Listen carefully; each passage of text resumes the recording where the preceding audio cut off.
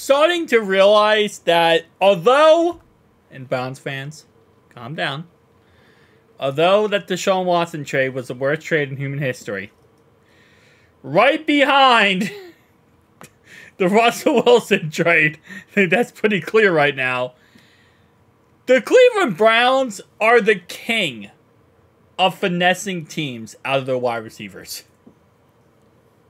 They got Amari Cooper for a 5th round pick, which is absolutely insane because his value should have been way higher than that. And then they go ahead and finesse the Broncos out of Jerry Jeudy. Well, I guess technically it's not finessing because the Broncos are kind of tearing everything down and trying to rebuild. That's why they cut Justin Simmons. Cost them $14 million a year. They also went ahead and cut Russell Wilson, which is going to cost them this year $39 million. And then, of course, Jerry Jeudy is also now out of the building. Now, Jerry Jeudy, listen, right? I think he has the potential to be a great receiver. He does. And I think when he's 100% on his game and he's playing great football, he's a wide receiver too. Easily a wide receiver too. The problem is he drops the ball. He has a lot of dropsies issues. Good thing is that he didn't, well, good thing for the Browns here is he came from a team that really didn't have a good quarterback and couldn't throw him the football.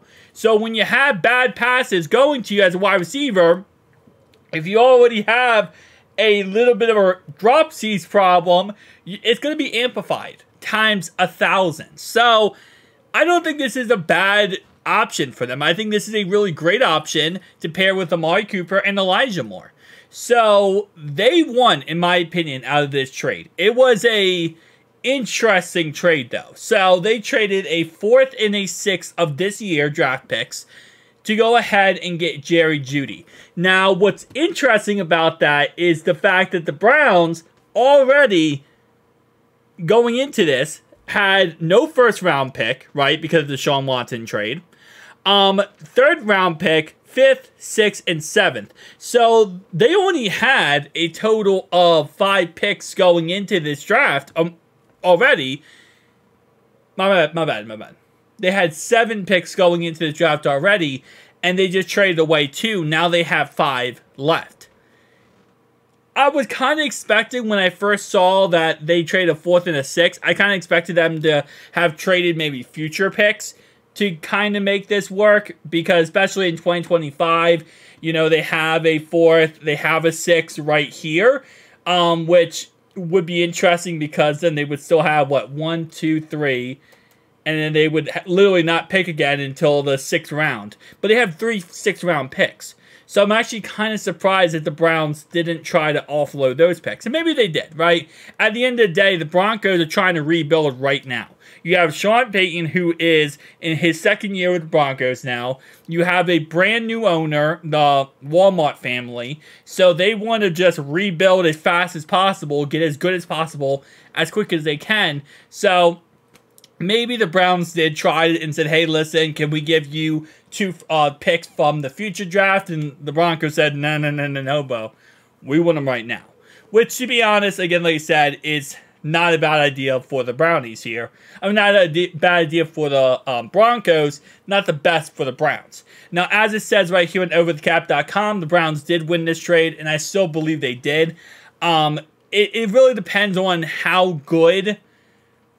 It depends on the future of Jerry Jeudy, right? Because Jerry Jeudy, again, if you look at his stats, he is only 25 years old. So he has another 5 years that he's going to be a pretty solid player for, right? You do have, he played 11 games last year, started 11 games out of 16 games he played. He had 2 touchdowns, 758 yards. Again, you got to really chalk a lot of this up to the fact that he just didn't have a quarterback, and that's just how it works. If you don't have a quarterback, you're not going to be that successful.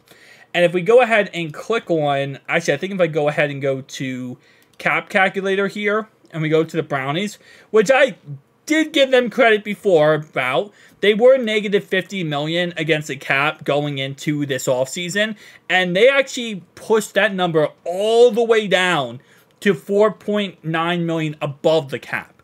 So shout out to them for that, because they actually figured out a way to do that.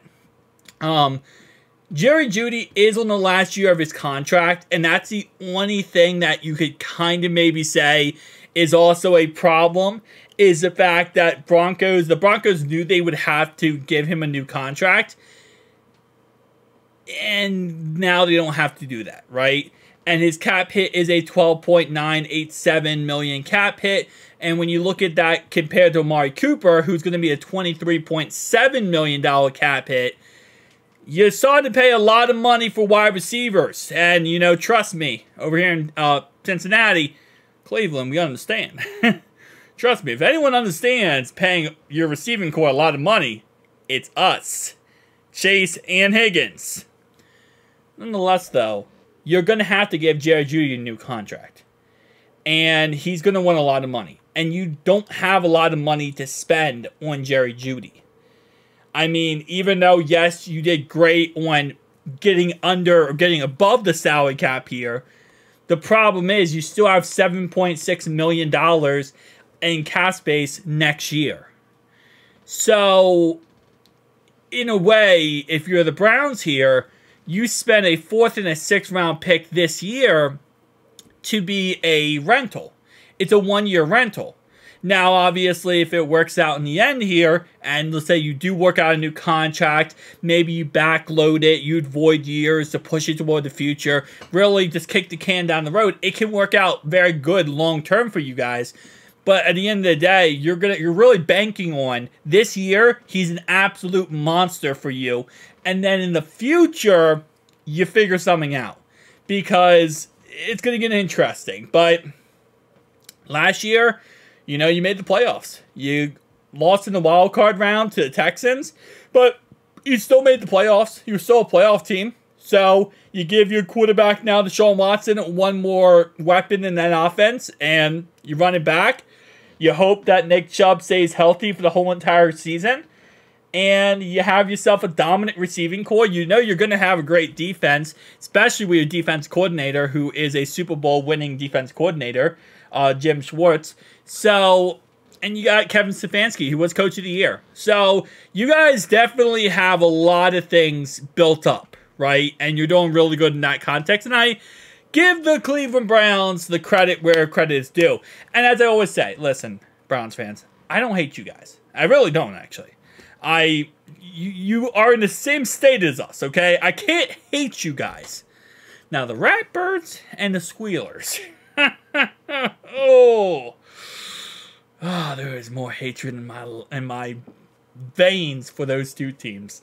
But for the Brownies, hey, you guys are doing good for yourselves. Now don't do too good though. We don't want you catching up. But at the same time, it is what it is.